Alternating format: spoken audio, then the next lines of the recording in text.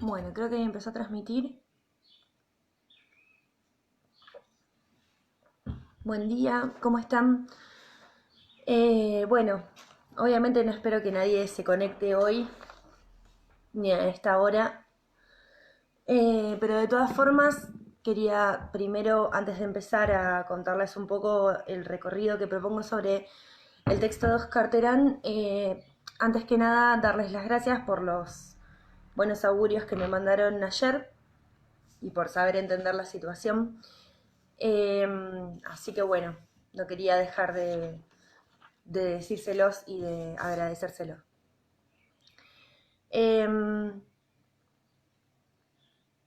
Voy a tomar este mate y voy a comenzar. El texto de Terán es un texto que es particularmente extenso, tiene muchísima data que por ahí cuesta mucho poder no solo metabolizar, sino poder también tratar de entender, quizás no exclusivamente hacia los fines de la materia, sino también a los fines de tratar de pensar cómo es que la psicología empieza a hacer pie en Argentina, en América Latina y de qué manera. Yo siempre lo que digo cuando presento un poco esta unidad son dos cuestiones. La primera es que ya las dije cualquier cantidad de veces, que es mi unidad favorita. Y la segunda es que podemos pensar, digamos, una cierta circularidad entre lo que es la primera y la última unidad, ¿no? Acá empezamos a ver cómo es que la psicología hace pie en Argentina. De hecho, luego veremos cómo es que el psicoanálisis aparece en Argentina, por qué el psicoanálisis de Regambre francés, etcétera, etcétera.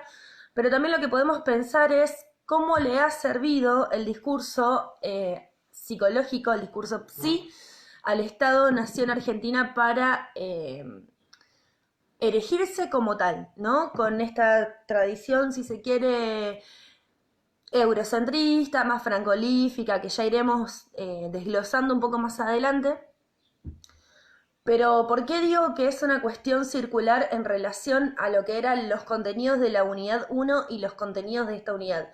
Pensemos, por ejemplo, en Nicholas Rose. ¿Se acuerdan cuando veíamos esta cuestión de la crisis de la psicología y planteábamos este punto de llegada del autor de la unidad 1, que él decía que la psicología era mucho más importante por lo que hace, sí, que por lo que es? Por lo tanto, lo que podemos pensar, esperen que se me está por caer el celular, imagínense que si estaba bastante complicada tecnológicamente, estoy en la de mi madre, o sea que estoy mucho más complicada ahora, chiste mediante. Les decía que, bueno, podemos pensar la cuestión de la psicología siendo más importante por lo que hace que por lo que es, porque ha hecho grandes aportes disciplinares a la creación del Estado-Nación argentino tal y como lo conocemos. Y cuando digo disciplinares me refiero a la noción de disciplina que propone Foucault, ¿sí? No estoy hablando de la psicología escribiendo tratados acerca de cómo generar ciudadanos, pero sí haciendo sus aportes en la legitimación de determinados saberes que sostienen determinado tipo de lazo que da lugar a determinados estados. Con toda esta introducción, hoy lo que vamos a hacer es ver los inicios, ¿sí?, del Estado-Nación Argentina, no tanto en términos históricos como quizá lo hayan visto, muy probablemente no, espero que sí, en la escuela, en esto de, bueno, cómo se funda, en qué momento, etcétera, etcétera, sino cómo es que se le da determinada impronta a la forma de organización social del Estado y qué tipo de ciudadano es el tipo de ciudadano que se intentará generar, ¿sí?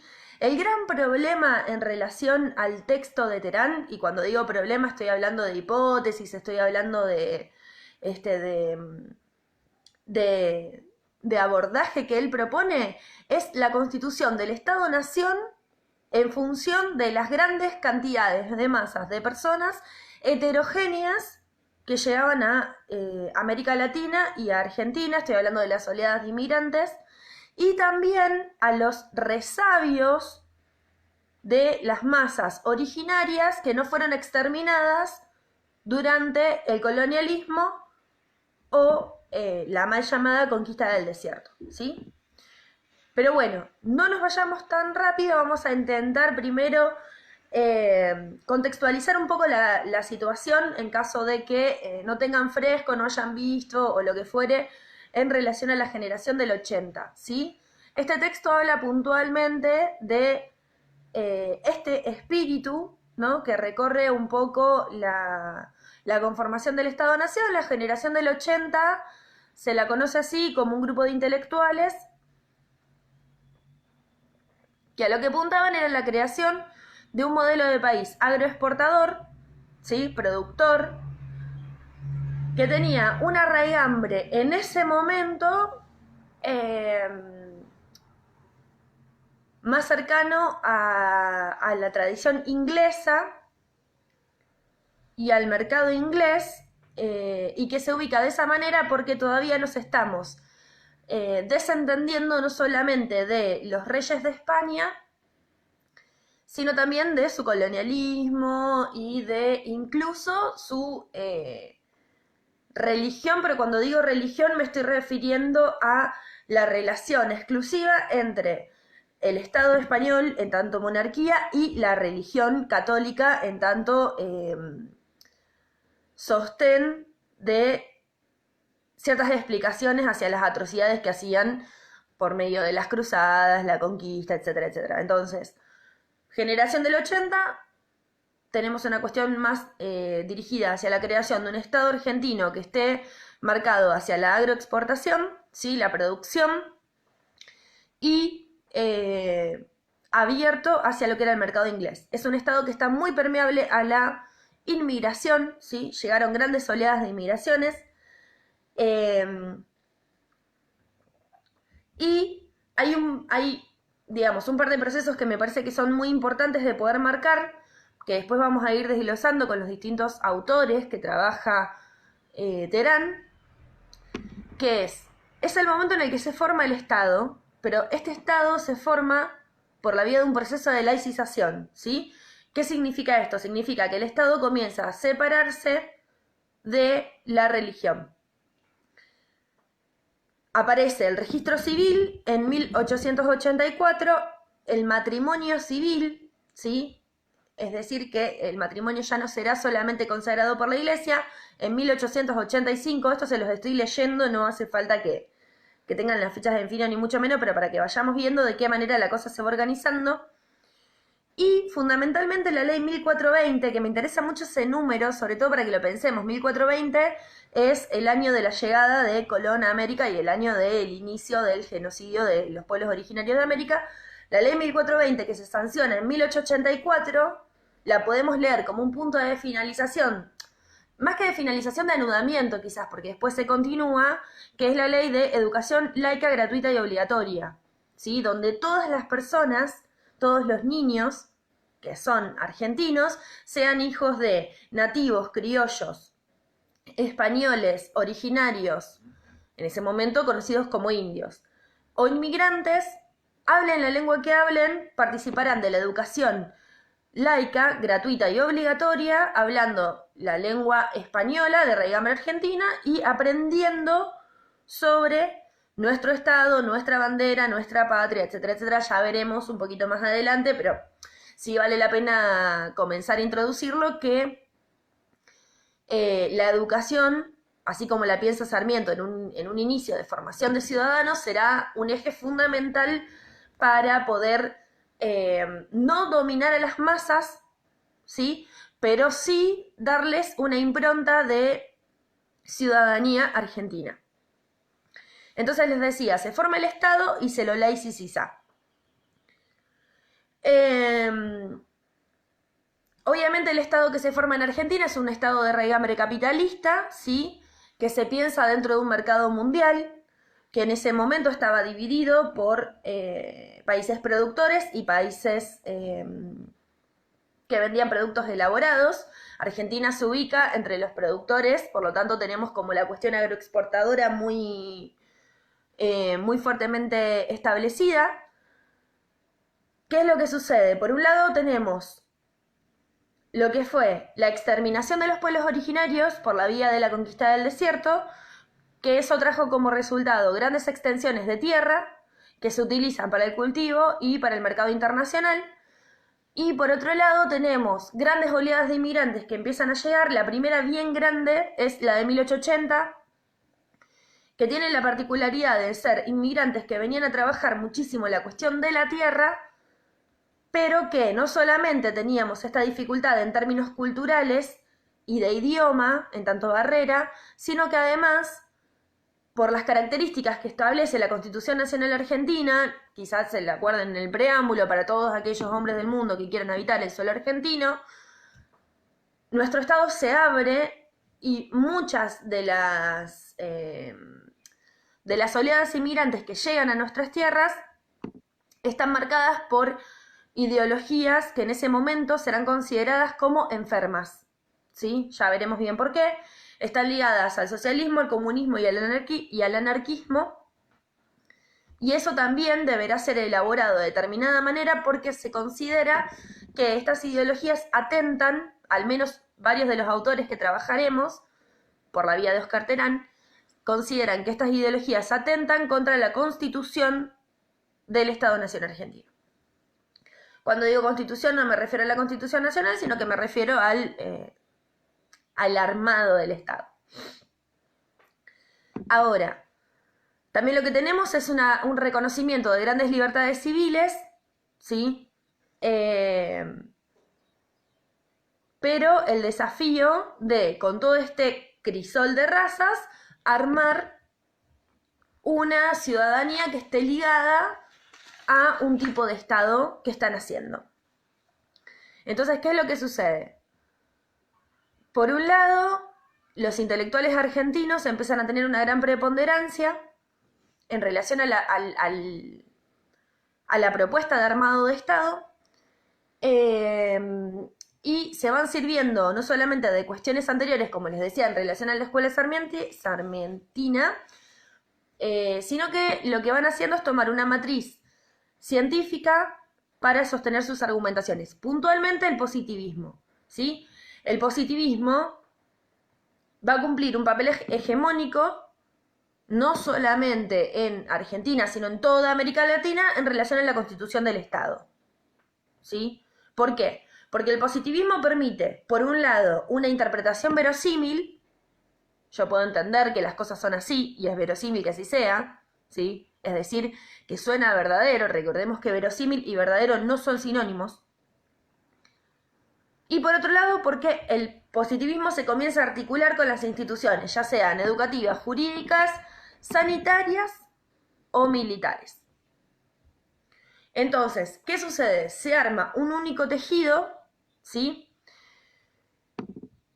Que es un único tejido de prácticas sociales y que permite la constitución de este Estado-nación.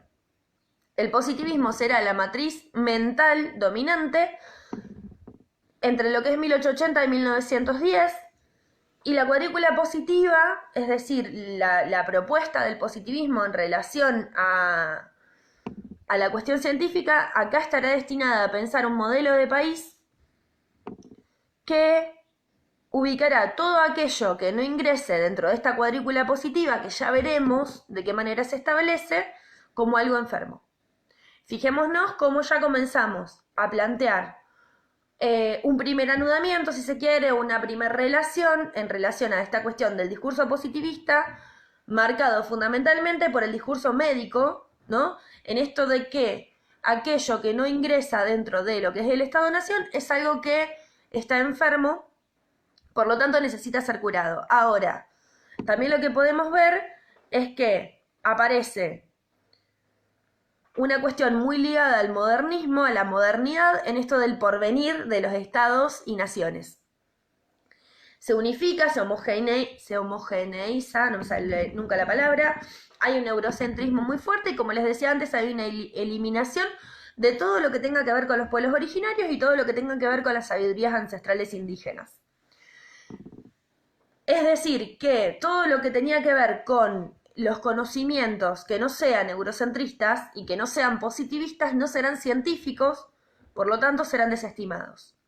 Cuando hablo de conocimientos hablo de medicina, historia, cultura, lenguaje, lengua, etcétera, etcétera. Entonces, Cuando hablamos de la posibilidad de modernizar, sí lo que podemos decir es que no todo el positivismo en América Latina está apuntando a esta cuestión de la modernización, pero sí podemos sumar esta cuestión que me parece muy importante, que es que hay un romanticismo en relación a la ciencia. ¿Qué significa esto de que hay una romantización de la ciencia? Significa que hay una suerte de apuesta a que lo científico será aquello que nos logrará sacar de la oscuridad. Digo, hay una raigambre muy iluminista en relación a esto. El positivismo nos sacará y la ciencia nos sacará de la oscuridad y nos llevará hacia el progreso.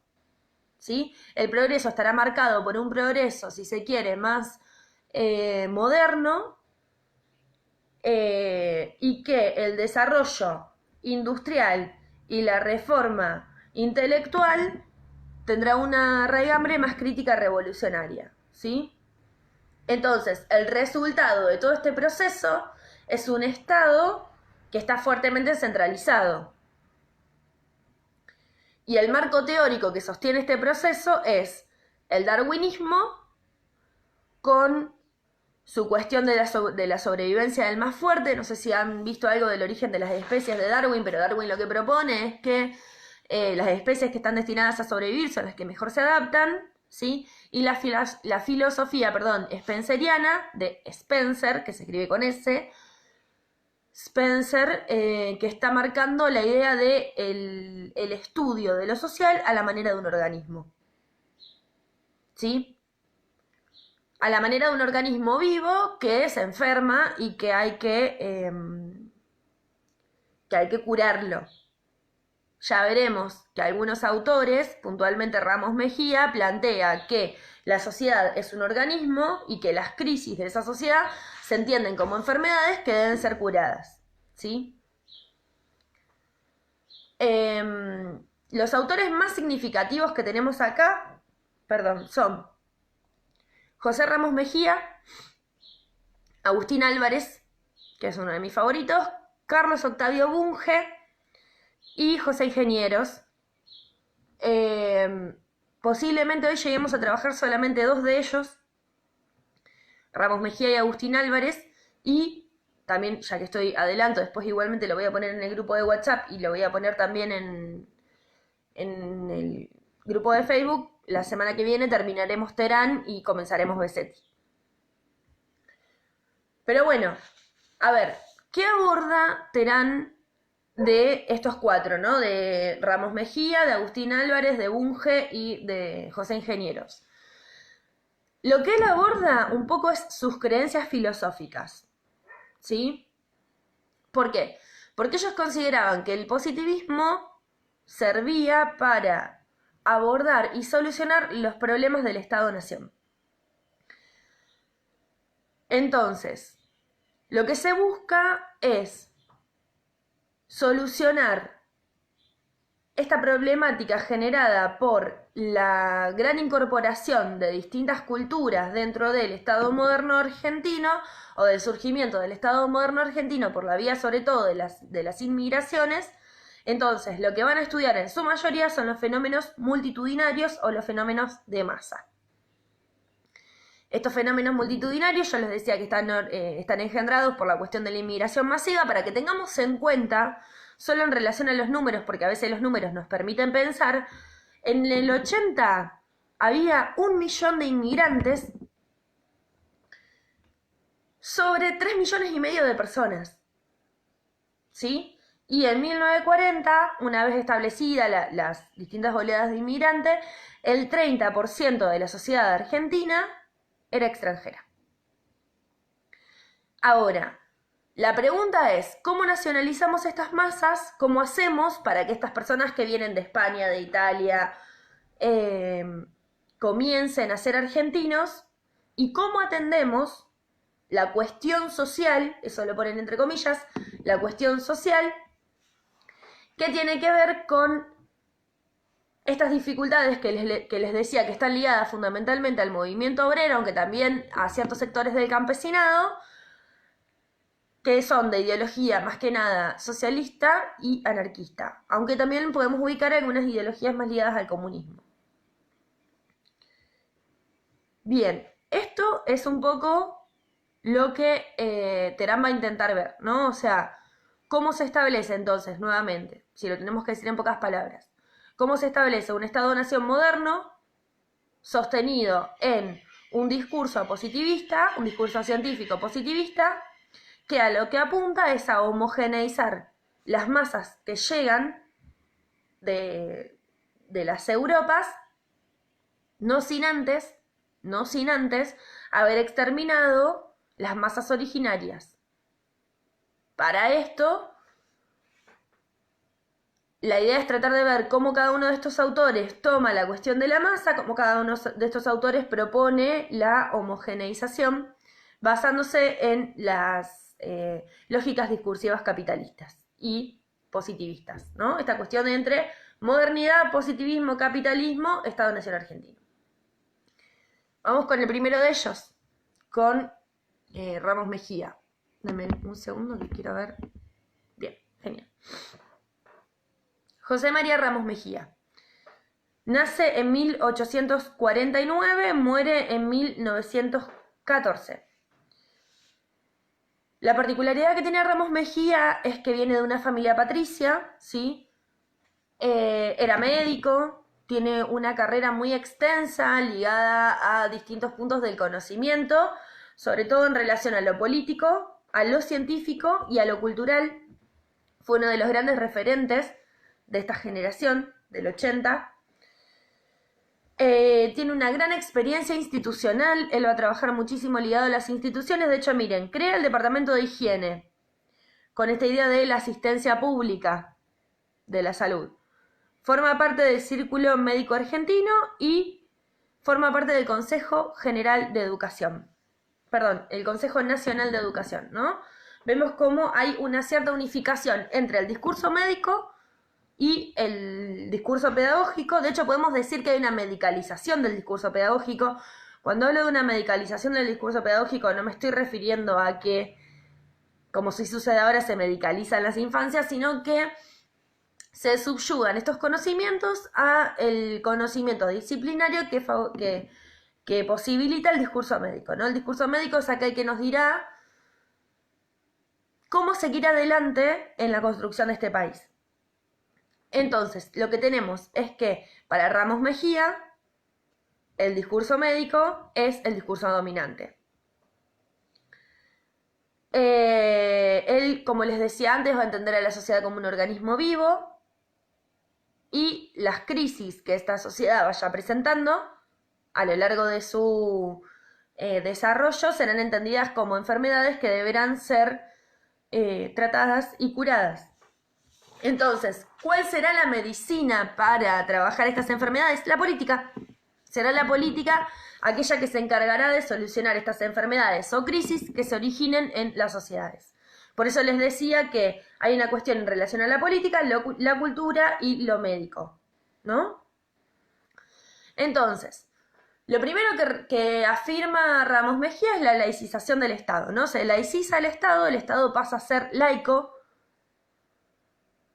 pero no solamente ya no estaremos obedeciendo a reyes o a virreyes, sino que también se demanda otro tipo de gobernabilidad que esté ligada a una sacralización de las instituciones. ¿Qué significa esto? Significa que aquel poder que estaba dado en relación a la fe en lo divino que nos hacía obedecer a los reyes y a los virreyes, porque no nos olvidemos que la raigambre de poder que se instaura en la figura de los reyes es que están ligados a las familias divinas, es decir, que el poder de los reyes viene directamente desde Dios, ha sido Dios quien eligió que tal monarca se elija en cuanto tal. Digo, toda esa fe, toda esa sacralización será llevada hacia las instituciones, ¿sí? Habrá, si lo tenemos que decir en criollo, fe en las instituciones. Si esto les resuena, al menos a mí sí, pensaba en esto de la importancia que tenemos ahora en relación a las defensas de las instituciones, a la gobernabilidad, a que dejen gobernar, a que vayan apareciendo esta cuestión de, bueno, a ver qué pasa, las instituciones están en peligro, hay que salir a defenderlas. Digo, ahí tenemos el surgimiento de esto que, digamos, que hoy nos atraviesa y a lo que todos salimos a defender, ¿no? Y cuando digo esto, por ahí puede sonar que estoy tirándole algún palo, que lo estoy haciendo, digamos, pero que también yo soy una defensora de las instituciones y creo que ustedes también. Entonces, esto no es casual, ¿sí? Esto es un proceso que se ha dado, no es que ahora lo tenemos como naturalizado, no, pero si no hay instituciones no hay democracia, y si no hay democracia, termina el mundo. Bueno, no, esto tiene una explicación y esa explicación está fundamentada en esto que estamos tratando de trabajar hoy, ¿sí? Entonces, por eso le decía más temprano que hay una relación muy fuerte con el texto de Nicholas Rose, ¿no? En esto de que, bueno, intentemos hacer una lectura crítica de la historia que estamos estudiando. Pero bueno, volvemos un poco. Sacralización de las instituciones. Entonces, ¿qué es lo que dice Ramos Mejía? Hay que organizar la liturgia, que es una palabra bien religiosa, patria. ¿Sí? La patria. Aguante la patria. La patria te llama, vos tenés que responder. ¿Cómo hacemos para poder instalar la idea de patria como algo superior a todos nosotros, algo por lo que estamos dispuestos a trabajar y a dar la vida? Digamos, ¿cómo hacemos para colocarlo por encima? Bueno, él lo que responde es que un buen modo de hacer esto es por la vía de la escuela. La escuela es aquella que se encargará de sostener el culto a la patria. Y como resultado se van a nacionalizar a los hijos de los inmigrantes. ¿Qué es lo que pensaba Sarmiento cuando él propone la educación laica, gratuita y obligatoria, ¿no? Esta idea del derecho y la obligación en relación a la educación.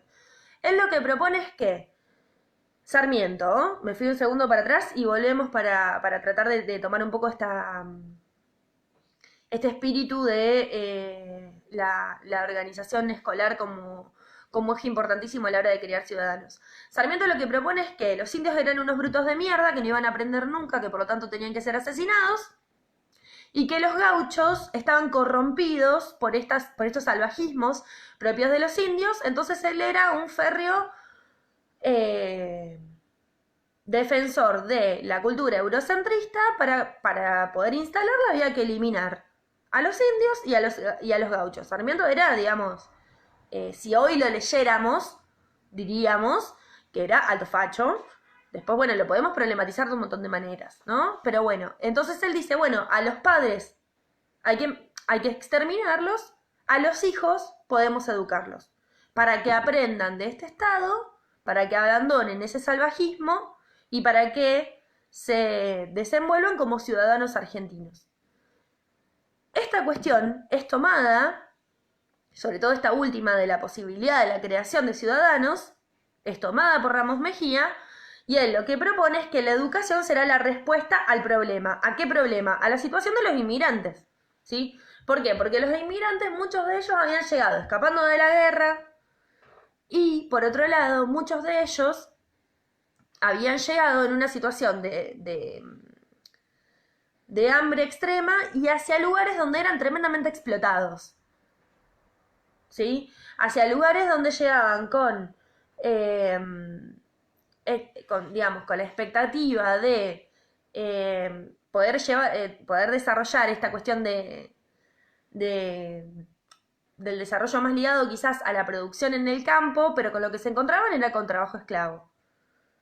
Con la diferencia de que habían cruzado todo un océano y ya no era tan fácil volver y no había muchas veces lugares a los que volver.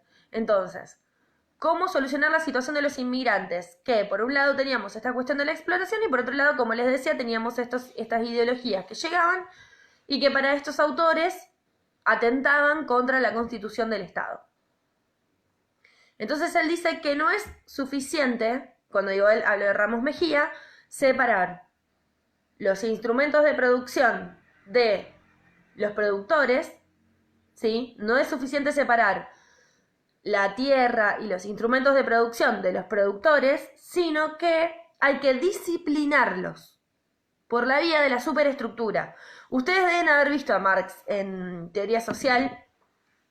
Si no les comento que para Marx está la estructura y la superestructura. La estructura son los medios de producción Y la superestructura tiene que ver con todo aquello, y esto lo estoy diciendo muy a lo bruto, por favor no le digan a ningún profesor de teoría social que lo dije así, o profesora, tiene que ver con todo aquello que está más ligado a lo cultural y que sostiene, ¿no? Por la vía de lo cultural, estos tipos de producción, que generan, como ya sabemos, el robo de la plusvalía de aquellos obreros que venden su tiempo de trabajo o su fuerza de trabajo, mejor dicho. Entonces, había que disciplinar a los inmigrantes por la vía de la superestructura para que la coerción que se tenía que generar funcione automáticamente, ¿sí? Y ahí es donde podemos empezar a pensar en la cultura del trabajo. Si yo me rompo el alma trabajando, ¿cómo puede ser que el otro no lo haga? Yo progresé porque todo me lo gané trabajando, a mí nadie me regaló nada. Acá es donde podemos empezar a ver cómo surgen estas muletillas que escuchamos cotidianamente, ¿no? Y que podemos decir que estas muletillas que escuchamos cotidianamente están sostenidas en una superestructura que implica no solamente que uno estará despojado de los medios de producción y que a uno le robarán la plusvalía, sino que además uno creerá que estas migajas que nos han dado las hemos ganado sin que nos roben nada, cuando en realidad así ha sucedido. Entonces, el capitalismo, lo que propone Ramos Mejía, es que lo que tiene que hacer es bloquear los senderos que conducen ¿a dónde? A la revuelta social o a la organización masiva. ¿Sí? Tiene que bloquear los senderos los senderos que conducen a la revuelta social, es decir, al anarquismo, al socialismo, al comunismo, o a la organización masiva ¿de qué? Del robo. Es decir, al bandidismo social. ¿Sí? Comienzan a aparecer comienzan a aparecer esta cuestión ligada al bandidismo social, en esto de cierta recuperación de producción, de dinero, etcétera, etcétera. Quienes hayan escuchado Bandidos Rurales de León Gieco quizás les resuena, quienes no, se las recomiendo, la canción es muy linda. Pero bueno, Ramos Mejía va a tomar una posición en relación a esto, y la posición que va a tomar Ramos Mejía es alienista, apoyándose en la idea de Le Bon, de las masas. Le Bon es un autor que teoriza la cuestión de las masas. Ustedes no sé si han dado Psicología de las masas y Análisis del yo, de Sigmund Freud, pero bueno, sí, cuando lo den lo van a ver. Vamos a trabajar algunas cuestiones en relación a Le Bon muy escuetas nosotros, muy escuetas. ¿Qué es lo que dice? Bueno, hay una cuestión en relación al problema de la gobernabilidad. ¿Sí? ¿Por qué? Porque el problema de la gobernabilidad de esta sociedad estará muy ligada a las multitudes que han llegado. Y en la masa, dice Le Bon, el individuo se aliena, se pierde, se aliena a la masa y se carga de espontaneidad, de violencia, incluso de heroísmo, volviéndose un ser, fíjense qué interesante, primitivo. Entonces, para Le Bon, no se va a tratar de hechos, sino de cómo se representan esos hechos en la masa. Entonces, para Le Bon, el arte de poder influir en una masa, en la imaginación de una masa, es aquel arte que nos va a permitir gobernarla. ¿Cómo gobernar una masa? Bueno, haciendo que piense lo que yo quiero que piense. ¿Sí?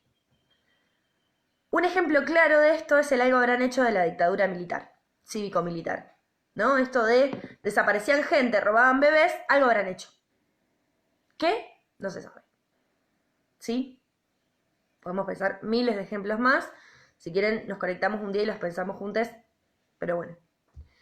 Entonces, esta cuestión de que poder conocer cómo influir en la imaginación de las masas implica el conocimiento de cómo gobernarla, se plasma también en todos los totalitarismos de masa, ¿sí? Hitler, Mussolini. Pero acá en Argentina estaba muy mal visto los totalitarismos de masas ligados a los movimientos caudillescos, ¿sí? los caudillos eran considerados totalitarios.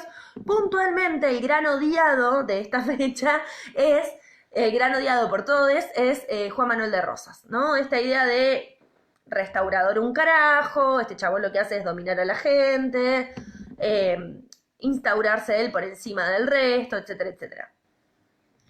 Entonces, si bien Ramos Mejía lo que buscaba no era influir sobre las masas para poder dominarlas, porque no buscaba eso, ¿sí? Él no tenía esa finalidad.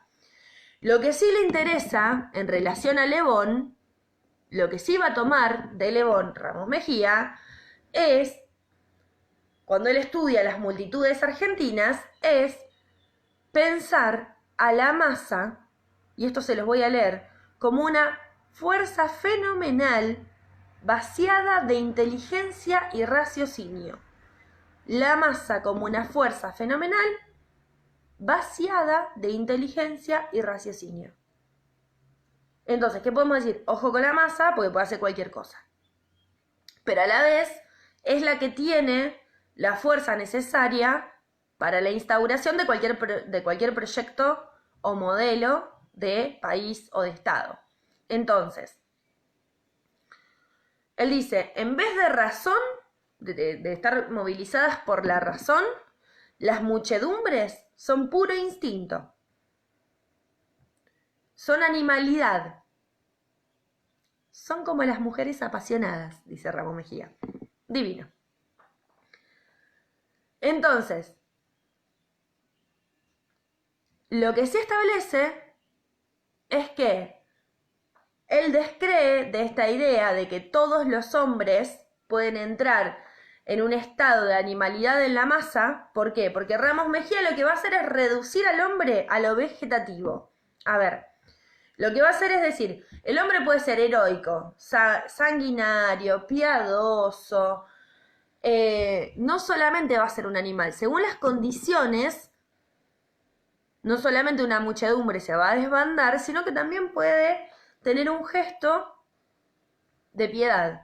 Entonces, esta cuestión de cómo responden las muchedumbres, para Ramos Mejía se dirime en las antípodas, es decir, se dirime en los hombres solitarios. Dependerá de cómo esos hombres solitarios estén socializados, cómo reacciona la masa. Según cómo esté socializado el hombre, será cómo reacciona la masa, ¿sí? ¿Por qué? Porque él dice que el hombre argentino, el sujeto argentino, él lo reduce a lo vegetativo, él dice, piensan con el corazón y a veces piensan con el estómago. Están formados por pulsiones básicas. Entonces él empieza a buscar en la historia, Ramos Mejía, de las muchedumbres argentinas, y dice, claro, hay tres tipos de hombres en Argentina. Aquellos que tienen los hábitos urbanos, ¿sí? Que están más ligados a, ¿cómo decirlo?, a lo socializado. Aquellos que están más empujados hacia los hábitos rurales, y acá entran todo lo que está relacionado con los gauchos, y los salvajes, que es todo lo relacionado con los indios. Cuando digo indios me refiero a las palabras utilizadas por Ramos Mejía, no solo yo al menos le digo por los originales. Entonces, ¿a dónde tenemos que atender? Tenemos que atender a las muchedumbres de los campos, que son un montón y que son los que están menos socializados en esta idea de socialización como un estado eurocentrista, un exportador, de raigambre positiva. Entonces, él ve las muchedumbres de los campos, Ramos Mejía ve las muchedumbres de los campos como algo malo, como algo enfermo, como algo que hay que atender y curar. ¿Y qué mejor para atender y curar las muchedumbres de los campos que la escuela, ¿no? ¿Qué mejor que el estudio en relación a lo escolar? Entonces, el objetivo de Ramos Mejía, ¿cuál va a ser? Va a ser obtener cuáles son, dice él, las reglas de comprensión y cursos obtener las reglas de comprensión y cursos de ordenamiento del mundo social argentino. Obtener las reglas de comprensión y cursos de ordenamiento del mundo social argentino. cómo entender y cómo ordenar al mundo social argentino, ¿no? Cómo dar lugar a un ciudadano argentino que pueda homogeneizar todas estas muchedumbres. Para que tengamos una idea de la importancia que tienen los fenómenos de masas para estos autores y para que tengamos una idea de la importancia que tiene el positivismo en tanto matriz científica que sostiene estas lógicas y el eurocentrismo en función de que lo civilizado se opone a lo bárbaro, podemos pensar, por ejemplo, que Le Bon, que es este autor que toma Ramos Mejía, se oponía al sufragio universal. ¿Por qué? Porque él decía que a ese sufragio universal, a ese voto universal, accedían las masas incultas que no piensan, que actúan inconsciente y que son fácilmente manipulables. ¿No? Le dan el chori y la coca, van y votan. Digo, cómo ciertas cuestiones siguen en el imaginario social instituyente argentino. Entonces, ¿qué es lo que propone Ramos Mejía? Ramos Mejía dice, bueno, vamos a estudiar y vamos a comprender las realidades argentinas, pero ¿desde dónde? Desde el darwinismo social, ¿sí? Desde la lógica de Darwin. Entonces, él va a decir, el caso argentino no es una excepción, de hecho es parte de los fenómenos que se producen por la lucha por la sobrevivencia, y lo que se busca en esta lucha por la sobrevivencia es sobrevivir en una sociedad que tiene capacidades desiguales. Según el sujeto que sea, tendrá capacidades desiguales, habrá que ver cuáles son los más aptos para sobrevivir en esta sociedad. El más fuerte siempre oprime al más débil. Y si bien esta lucha por la sobrevivencia nosotros la podemos pensar íntimamente ligada a la sobrevivencia en términos de poder sobrevivir o no, digo, de la vida, también la podemos pensar en términos superestructurales, ¿no? En esto de qué modelo cultural terminó imponiéndose, el más fuerte sobre el más débil. ¿De qué manera? Oprimiéndolo. El extranjero, dice él, va a poder recorrer todas estas tierras de un modo evolutivo, ¿no? Tendrá que ir evolucionando hasta volverse ciudadano argentino. ¿De qué modo va a evolucionar? Del mismo modo que evolucionaron las especies. Primero será un pez, después será un anfibio, después será un mamífero, literal. ¿Qué quiere decir esto? Primero será una persona bruta, ¿sí? Inculta, luego pasará por el proceso de socialización y finalmente devendrá en ciudadano argentino. Pez, anfibio, mamífero. Bruto, socialización, ciudadano. Pero la presencia extranjera puede resultar abrumadora. ¿Por qué? Porque, como les decía antes, hay grandes oleadas de inmigración. Entonces, ¿qué es lo que dice Ramos Mejía? Hay que estar atentos porque estas personas todo lo inundan. Y se los quiero leer porque me parece magnífico. Dice, todo lo inundan. Los teatros de segundo y tercer orden, los paseos que son gratis, las iglesias, porque son devotos y mansamente creyentes, las plazas, los asilos, los hospitales, los circos y los mercados.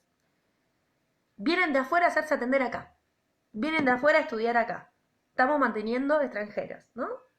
En esta idea de cómo ciertas, y lo digo para que lo vayamos pensando también, ¿no? Cómo el imaginario social instituyente también tiene una base que podemos empezar a ver de dónde viene. Ahora, ¿por qué la iglesia aparece acá como una cuestión en relación a todo lo inundan? Bueno, ¿por qué no nos olvidemos que Ramos Mejía está planteando la laicización del Estado, a diferencia de lo que veníamos viendo en unidades anteriores, sobre todo, perdón, al inicio de la unidad 3, cuando veíamos esta ligazón entre el conocimiento católico o el conocimiento religioso y el conocimiento científico, acá tenemos una separación, ¿no? Entre conocimiento y religión. La religión por un lado, el conocimiento por el otro. No nos olvidemos que Comte, que es el padre del positivismo, ¿qué es lo que dice? Lo que dice es, bueno, por un lado está lo científico, y después está lo metafísico, y después está lo religioso, o lo mitológico, ¿sí? Hay que separar mito de ciencia. Entonces, dice Ramos Mejía, bueno, hay que integrar, como cuando uno hace una torta, ¿no? Hay que integrar. Esta primera generación de inmigrantes tiene que ser integrada al Estado-Nación, tiene que ser la que sirva de depositaria de un sentimiento de futuro y tienen que tener ya de alguna manera instalado la nacionalidad moderna. ¿Cómo hacemos eso? Educándole a los pibes. Los pibes van a llegar a la casa, le van a contar a los padres. Entonces, a partir de ahí vamos teniendo esta cuestión de que quizás no sea tan importante los conocimientos en términos de matemática, lengua, ciencias, pero sí en términos de Estado-Nación, ¿no? La escuela funcionará como un proceso de socialización por la vía de los hijos. Y estos padres, esta primera generación, serán los depositarios de esta creación del futuro ciudadano. Entonces, ¿qué pasa en la escuela? Sistemáticamente tenemos la bandera, la noción de patria, los actos, el referenciar constantemente al Estado-Nación argentino como algo que nos incluye a todos. ¿Sí? Entonces, Ramos Mejía va a ver como positivo el crisol de razas, ¿no? Este entrecruzamiento de razas, enfatizando los logros de la educación pública. La educación pública ha tomado los que vinieron de afuera, los que quedaron de adentro y lo que había mezclado y ha hecho el ciudadano argentino. Pero aún así Ramos Mejía va a tomar que hay algunas desviaciones,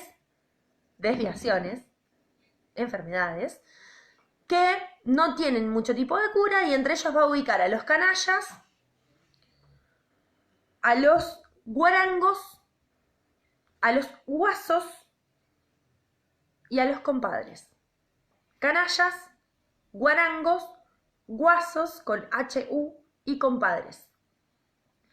Y va a denunciar también, para que no quede como una cuestión de que él solamente estaba en contra de estos personajes que vienen de cuestiones más, de clases más populares, sino que él también se va a oponer a la burguesía en función de la usura que la burguesía genera para sí misma sin importarle tanto el bienestar de la patria.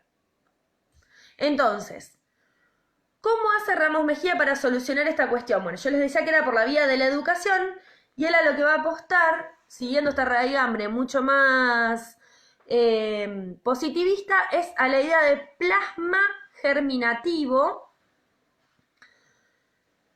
¿Cómo germinamos este plasma? Con la educación nacional, ¿sí? Con la educación nacional vamos a conseguir la cristalización de la sociedad y entonces va a emerger para Ramos Mejía una multitud política que va a sustituir a las agrupaciones artificiales y personalistas. A ver, ¿qué significa esto? Ramos Mejía lo que propone es que educando se van a generar ciudadanos que van a dar lugar a una masa específica que va a ser una multitud política que va a actuar siempre, siempre, siempre por el bien de la patria, ¿sí? Y que va a sustituir a estas agrupaciones artificiales y personalistas que están más ligadas a los movimientos caudillistas, ¿no? En esto de seguimos a fulano de tal porque fulano de tal defiende nuestros intereses, cuando en realidad lo que dice Ramos Mejía es nadie que defienda los intereses de un sector está defendiendo los intereses de la patria, ¿no? Hay que defender los intereses de la patria per se. Entonces es necesario que todos nos volvamos, esto lo voy a decir yo, hijos de esa patria. ¿Cómo? Por la vía de la socialización que propone el Estado, ¿sí? Entonces, si tenemos que resumir a Ramos Mejía en pocas palabras, lo que podríamos decir es que para Ramos Mejía la masa es un sistema viviente que puede enfermar, que las enfermedades estarán ligadas a procesos de crisis y que debe ser constituida en tanto ciudadanía argentina. ¿Cómo? Por la vía de la escolarización, siguiendo un proceso darwiniano. ¿De qué manera? A partir de la barbarie o de la ignorancia, partimos de ahí, se educa y se da como resultado un ciudadano argentino, apostando sobre todo a las, hoy podemos decir las infancias, a los niños, que pasarán por el proceso educativo que dará lugar a el conocimiento de la patria, de los logros históricos, de la bandera, del himno, de la representación de las instituciones. Las instituciones van a ocupar un lugar importantísimo, ¿sí? Van a ser sacralizadas, la escuela se defiende, el Estado se defiende, ¿sí? Y esto va a dar lugar a, por la vía de la educación nacional, a la generación de una masa que será una multitud política en el sentido de ciudadana, que va a sustituir a estas otras multitudes artificiales que lo único que hacían era seguir un personalismo. Bien. Hasta ahí, Agustín Álvarez. Ramos Mejía. Agustín Álvarez es el que continúa. Voy a tomarme un segundo para dar la hora. Un poquito resfriada. Por suerte no es coronavirus porque me hice el hisopado para viajar. Así que... eso también les iba a decir. Si alguien se tiene que hacer hisopado, no tenga tanto miedo de una pelotudez. No pasa nada. Bueno. Vamos a continuar. Agustín Álvarez. Nace en 1857, muere en 1914. Fíjense que son contemporáneos con Ramos Mejía. Yo a Ramos Mejía les había dicho que nació en el 49, moría en el 14. Desde luego no tienen que saber las fechas, digamos. Yo solo se las ubico para que nos ubiquemos temporespacialmente. Pero bueno. Agustín Álvarez tiene un pensamiento muy similar al de Ramos Mejía, con algunas particularidades mucho más interesantes. Lo primero que lo va a hacer es decir que la importancia radical está en la nación laica y moderna, lo mismo que Ramos Mejía. Pero lo que va a hacer Agustín Álvarez es proponer una posición más moralista, ligada a la moral. Él va a decir esto: el Estado-Nación Argentina presenta ciertos lastres que no le están permitiendo avanzar hacia la modernización del Estado, que dificultan el establecimiento de una ciudadanía cabal. ¿Cuáles son estos lastres? Bueno, son el culto del coraje, fíjense que también está en contra del caudillismo, el culto del coraje, la incapacidad autocrítica y el engaño del otro. El problema, para que me gusta mucho pensar este texto y estoy redensa con eso, lo sé, pero en función del imaginario social instituyente. La viveza criolla. ¿Viste? El problema de la Argentina somos los argentinos, porque Argentina tiene todo para salir adelante. El problema somos los argentinos. Fíjense cómo en estas frases que parecen que son totalmente del sentido común, no lo son, tienen un sostenimiento detrás, tienen una matriz de pensamiento detrás que está íntimamente ligada al positivismo y al desarrollismo. Bien, entonces los lastres son el culto del coraje, nuevamente los digo, el culto del coraje, la incapacidad autocrítica y el engaño del otro. Entonces él dice, no se trata de gobernar el país, se trata de salvarlo. ¿De salvarlo de qué? Bueno, de salvarlo como de salvarlo de un precipitado final, de un sectarismo intolerante, dice él. ¿Por qué? Porque lo que plantea Agustín Álvarez es que se empieza a plantear esta lógica entre amigo y enemigo que nos lleva a una polaridad, ¿no? Esta polaridad es o triunfamos o nos enemistamos. Fíjense cómo también podemos pensar que la grieta no sale de un huevo ni de un repollo, la famosa y conocida grieta, sino que sale un poco de esta lógica que está enunciando Agustín Álvarez. A ver, hay un sectarismo intolerante que propone o el triunfo o la enemigación. Cuando digo la grieta, digo como un concepto instituido por pensadores ligados a ideologías más de orden de derecha argentina, pero esta frase también muy conocida de Perón, el 2000 nos encontrará unidos o sometidos, también está ligada a esto, ¿no? Se dice Agustín Álvarez, hay que salvar a la Argentina de esto.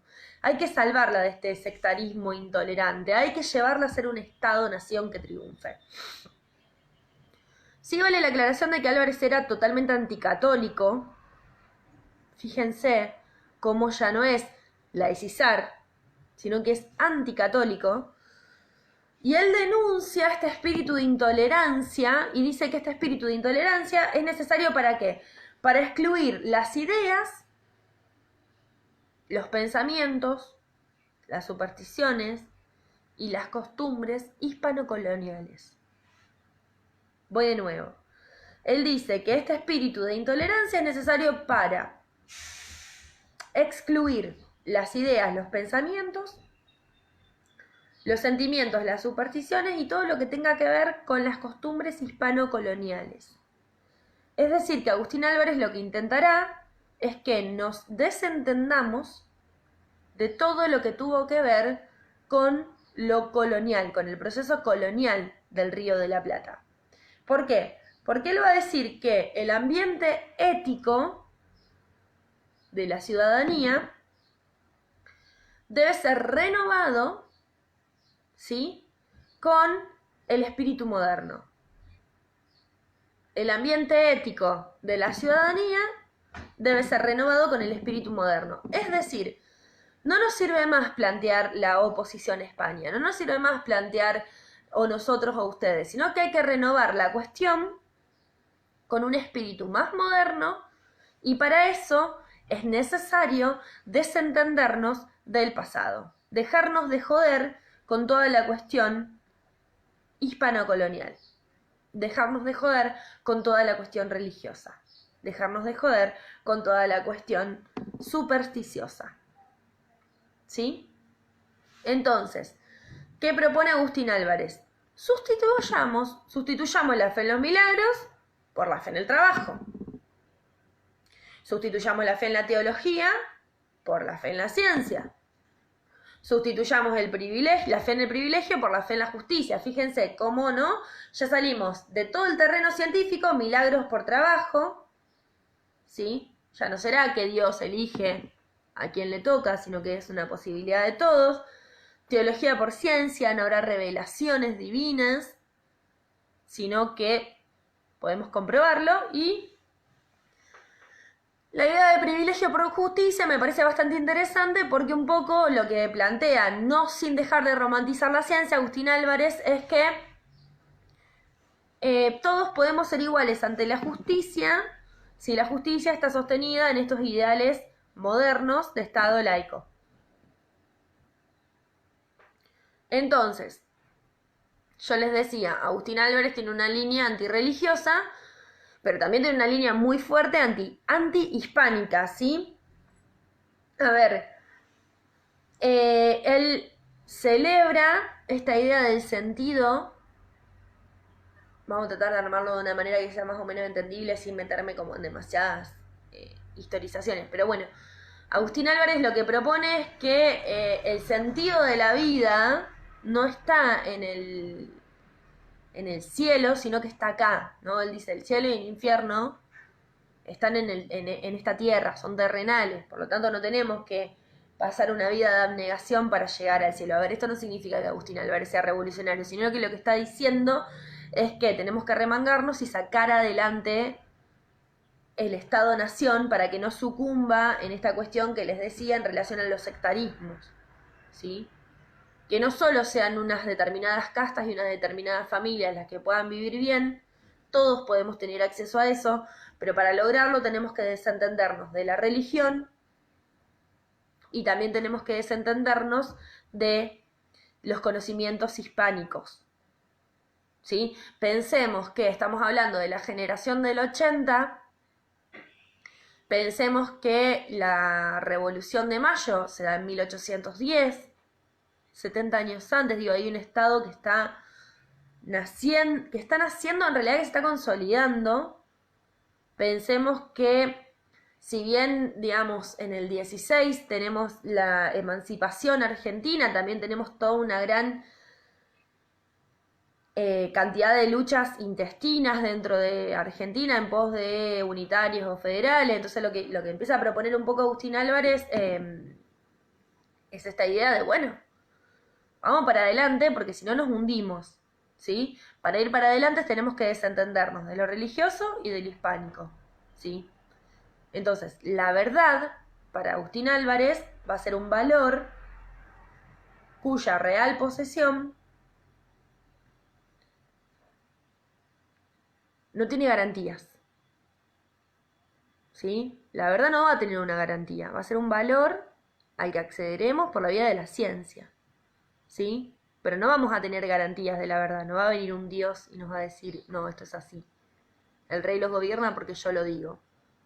El rey los gobierna porque representa al rey, y el rey porque yo lo digo, no va a pasar más eso. Entonces, lo que tenemos es una lectura de un autor que está más ligado a una posición liberal como alternativa al socialismo, al anarquismo, al comunismo,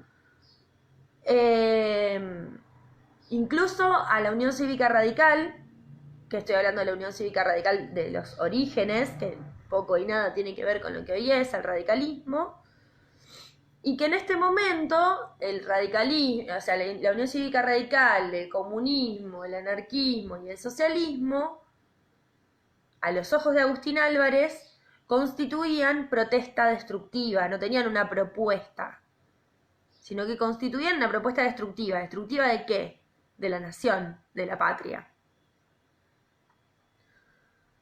A diferencia de Ramos Mejía, o de Le Bon, más que de Ramos Mejía, porque Ramos Mejía tampoco le da mucha bola a Le Bon al respecto, Agustín Álvarez sí cree en el sufragio universal. Y en relación a la cuestión social, esta de que les hablaba, que propone un poco Ramos Mejía, en esto de las grandes oleadas de inmigrantes, de la cuestión de las ideologías que atentan contra la idea de patria, es interesante porque Agustín Álvarez va a tener va a tener una posición un poco más dialógica, ¿sí? Él lo que va a decir es que la supresión de la miseria es el primer paso para la libertad. No podemos ser libres si estamos en una situación de miseria. Entonces, en ese sentido, Agustín Álvarez va a halagar al socialismo, va a decir, bueno, che, hay algunas cuestiones que son interesantes porque el socialismo lo que propone es que el obrero empiece a ser una persona, conozca sus derechos, pueda pensar, pueda luchar, digamos, por una vida más digna y por una emancipación. Y también no nos olvidemos que estamos en la generación del 80, con las olas feministas, él saluda la incorporación de mujeres y dice que la saluda como bienvenida la raza subyugada por la iglesia. Me encanta. Ahora, él por lo que se preocupa es por el desarrollo económico, ¿sí? Y por un desarrollo económico ligado a ¿qué? A un temple ético, ¿sí? A ver, él dice, el desarrollo económico va a estar ligado a un temple ético de una nacionalidad y de un cientificismo. Entonces, el desarrollo económico estará logrado por un fuerte sentimiento de nacionalidad apoyado en el cientificismo, y él va a apelar al moralismo. Va a hablar de una moral pública que está ligada a el pensamiento de la época, ¿sí? La moral irá cambiando época a época y va a decir, bueno, la moral representa la ideología de la época. Y va a estar vinculada a las creencias o ideales que están establecidos en esa época. Ahora, fíjense cómo acá tenemos una diferencia en relación a Ramos Mejía, ¿no? Ramos Mejía lo que propone es un poco la vía de la educación, que Agustín Álvarez no la va a desentender, no va a decir educación no. Pero Ramos Mejía entiende que la cuestión social ligada al anarquismo, al comunismo, al socialismo y a la Unión Cívica Radical es algo malo.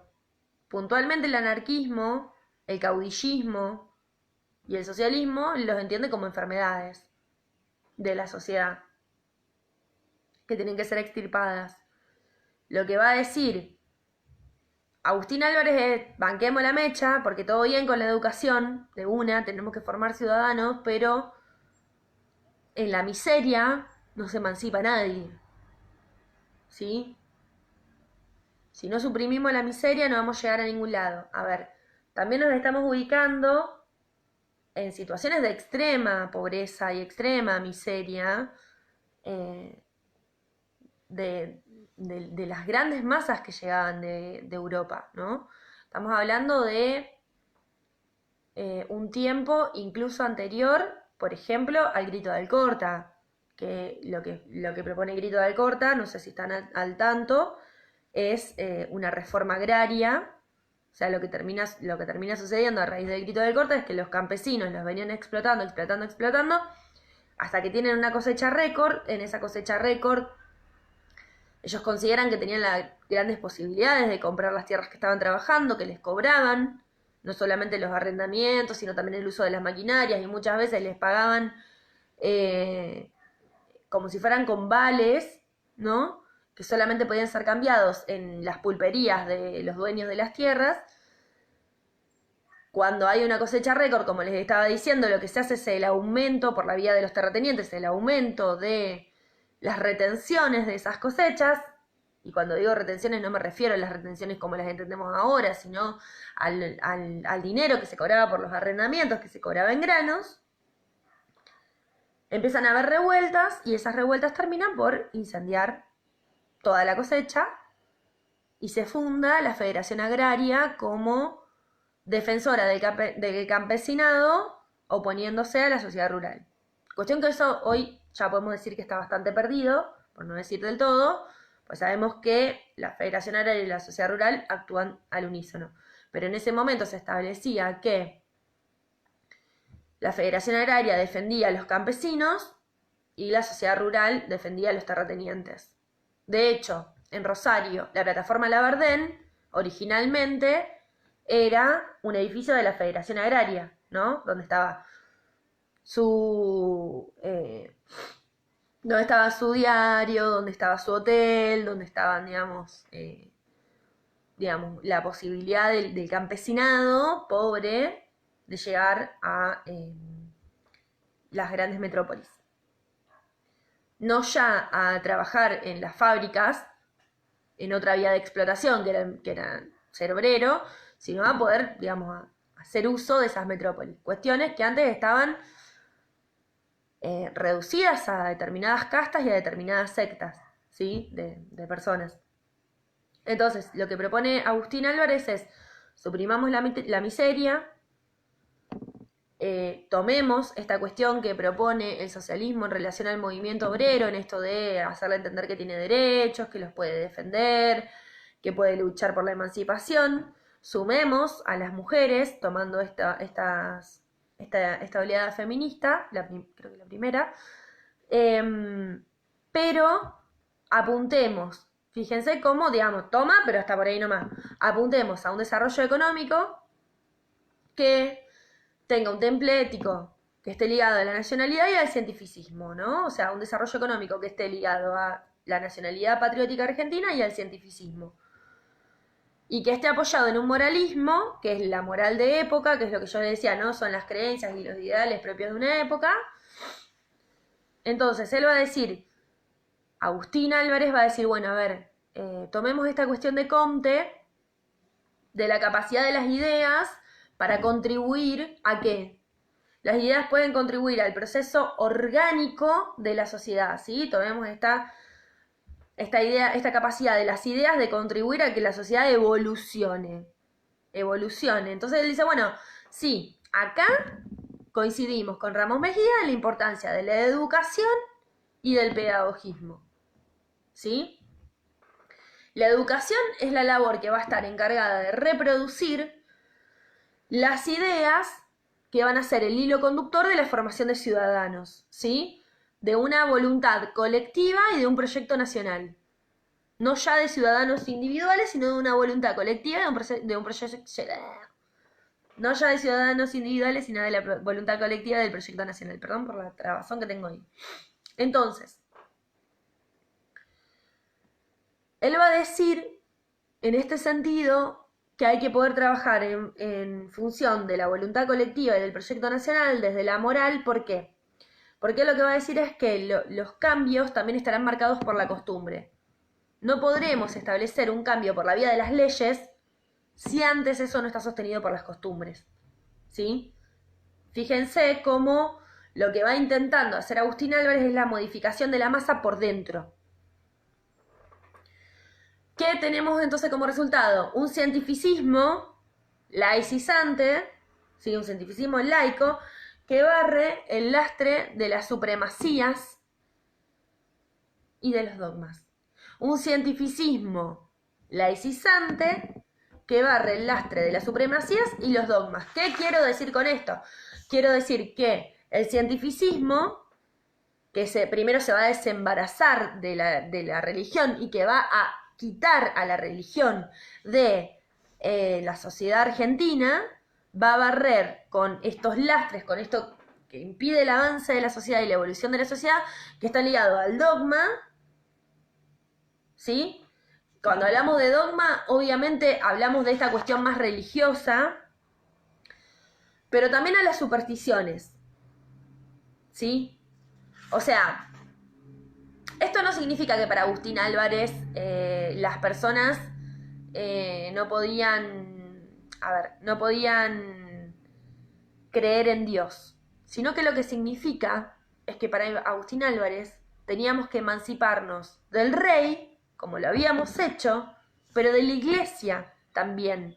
Y cuando hablo de emanciparnos de la iglesia, hablo del Estado emancipándose de la iglesia, ¿sí? Lo que tenemos que construir para Agustín Álvarez es una raza de hombres.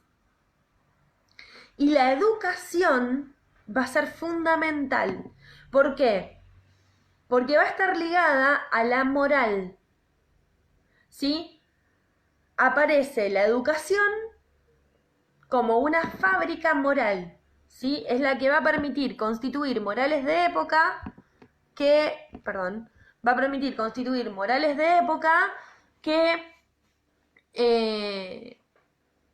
den lugar a la conformación del Estado argentino, de los ciudadanos argentinos, que no estará sostenido ni en supersticiones, porque Dios así lo quiso, ni en dogmas, porque esto corresponde a determinadas castas, porque esto corresponde a determinadas clases, ¿sí?